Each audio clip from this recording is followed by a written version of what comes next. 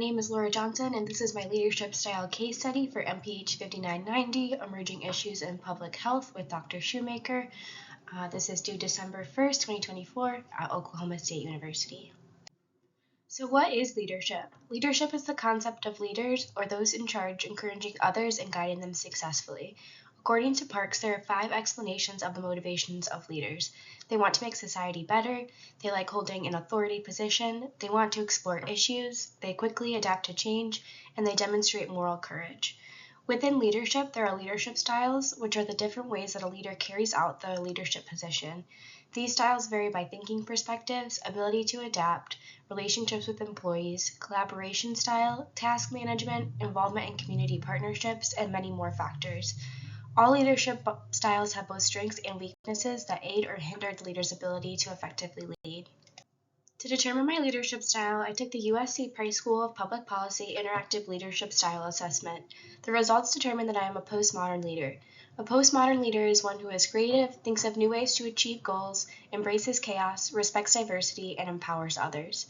My leadership style being postmodern did not surprise me. I work in sexual health education, so my days are filled with chaos, and I have to use new and creative solutions to combat this. For all types of leaders, there are both strengths and weaknesses. One strength of a postmodern leader is the ability to adapt to change. Public health is ever-changing, and a postmodern leader adapts easily to those changes. Another strength of a postmodern leader is their ability to see the benefit of collaboration. Because everyone has diverse backgrounds, it's important to use one another as a resource for learning. One weakness of a postmodern leader is there is a high chance of burnout. Because a postmodern leader is thinking in new ways, navigating relationships with others, and fighting the constant threats to the change they plan to implement, I believe they would have a higher rate of burnout. Additionally, I think for someone to be a postmodern leader, they need to be very socially and culturally aware. Strong opinions and emotions can form regarding these topics, creating a non-biased view from the leader. To determine my thinking style, I took the Shift Thinking Style Assessment. According to this assessment, I'm an analytical thinker. An analytical thinker is detail-oriented, likes to reveal new information, and uses data to guide their decision-making. This result did not surprise me because in health education, we rely on data to keep us funded and prove what we are doing is working. So in my day-to-day, I collect, organize, and interpret data. I use data and details to guide all the work that I do. A strength of an analytical thinker is their attention to detail. Details can make or break the quality of a project, so they are important to pay attention to. Another strength is that analytical thinkers push the boundaries of processes already put into place so that growth is encouraged. A weakness of an analytical thinker is that they rely heavily on data and might not be able to make an informed decision using other context clues if sufficient data is not available. Additionally, analytical thinkers might be paying too much attention to detail and not enough attention to the bigger picture. The bigger picture is also important to look at, especially in public health. To determine my learning style, I took the VARK questionnaire assessment. My results show that I'm a multimodal learner. A multimodal learner is one that can learn by many different modes and many different environments. This result did not surprise me because I am a quick learner and I have many different methods of studying and learning. I am also a teacher, so I am hyper aware of many different types of learning. The strengths of a multimodal learner are the ability to learn in various and ever-changing environments and their intuitive nature. I would consider a multimodal learner to be intuitive because to be this kind of learner, it requires someone to be aware of their surroundings and easily pick up on what's going on around them. A weakness of a multimodal learner is a lack of understanding of other learning styles. Although I can learn in many modes, I still have modes that I prefer or think work better for learning. This could cause a lack of understanding for those who learn in modes that are not my preference. Additionally, it may be difficult for a multimodal learner to make decisions about how they want to learn, as there are so many choices. To determine my emotional intelligence, I took the Emotional Intelligence Test. On a scale between 45 and 155, 45 having low emotional intelligence and 155 having the best emotional intelligence possible, I scored a 114. This score is in the 84th percentile. So, I am more emotionally intelligent than the average assessment taker, but I still have room for growth. This score did surprise me a little, as I thought I would score higher than I did. I consider myself to be a very emotionally intelligent person, especially in my relationship with myself, so my score was a little lower than I had anticipated. Some strengths of having an emotional intelligence score of 114 are that I am comfortable being assertive when I need to be, I am empathetic to others in their situations, and I can use coping skills effectively. The Emotion Intelligence Test demonstrated that for me, there is room for growth in the emotional understanding of others and conflict resolution. My leadership style and the strengths and weaknesses they exhibit play an integral part in the work that I do. The time when my leadership style is in practice is when I am teaching. I ensure that my teaching comes off as empathetic and kind, but I also use assertiveness to convey to my students my expectations. Empathy and kindness in the classroom has a significant impact on learning. Students with empathetic educators are more motivated, engaged, have lower stress levels, and have higher levels of self-confidence. Additionally, when I am feeling overwhelmed or frustrated while teaching, which happens often because I teach 5th grade, I use my coping skills like taking a deep breath or taking a walk around the classroom. The emotional state of an educator directly impacts students. If I cannot keep myself regulated, I cannot keep my students regulated, so I always take time for myself. Putting regulating myself first was a challenge when I first started teaching, but after seeing how my ability to manage a classroom changed once I started implementing these practices, it became a part of my routine. Another time my leadership style was applied to my work was when we had a change in staff and I became the only health educator for all elementary schools in our district. This changed my day-to-day drastically and put a lot more responsibility on me. In health education, staff, curriculum, and laws are always changing, so it's most beneficial to have a flexible mindset and adapt to change quickly. To accommodate this change, I created a new routine for how I spend my days and learned new skills to help me with the increased workload. By adapting quickly and embracing change, I am able to continue to provide high-quality education. The public health leader who has a similar leadership style to me is Florence Nightingale. In her lifetime, one role she served was the superintendent for the Institute for Care of Sick Gentlewomen. In this role, she advocated for better patient treatment, for people of all religions to be treated, and even practiced nursing. Later, she was appointed the role of superintendent of the female nursing establishment of the English General Military Hospitals in Turkey. During this time, she was tasked with supporting the hospitals that housed the wounded soldiers from the war, where sanitation procedures were unacceptable. During this time, she collected data on the death total of the soldiers, which convinced the government to increase sanitation measures. These measures included proper disposal of human waste, using clean mattresses for soldiers to sleep on, and ensuring the food they ate was sanitary. Lastly, after she returned from the war, she developed a nursing program that had a comprehensive curriculum to educate nurses. Nightingale believed that the power of kindness in interpersonal relationships played a role in the health of patients and incorporated this into her teachings. Because of her comfort in challenging the way things have always been done, attention to detail, and resilience, I believe that Nightingale is a transformational leader. According to Rowitz, a transformational leader is one that performs extraordinarily, challenges the status quo, is innovative, creative, and inspiring.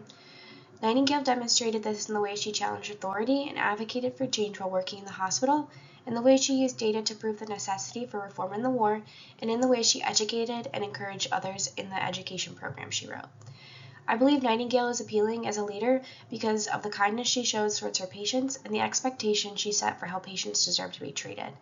The demand for fair and safe treatment of all people is something that even today can still improve. Her persistence to accept nothing less than quality care for all people is inspiring. I think Nightingale is a role model for applying my leadership style because she inspires me to not continue on with the way things have always been done and to think of new and more inclusive ways to treat patients. A postmodern leader, which is my leadership style, and a transformational leader, which is Florence Nightingale's leadership style, are very similar.